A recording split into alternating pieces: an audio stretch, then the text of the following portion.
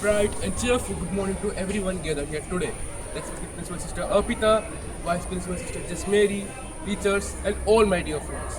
I feel honored to stand before you on this special occasion of our National Sports Day celebration and the birth anniversary of Major Dhyan Chand. Sports play a very important role in keeping us fit and healthy. It also gives us confidence and help us to face challenges in our life. Today is a very special day because it reminds us that education is incomplete without sports. Just as the mind needs knowledge, the body needs fitness. Therefore, sports gives us a chance to enjoy the movement, freshness in our body, and move on.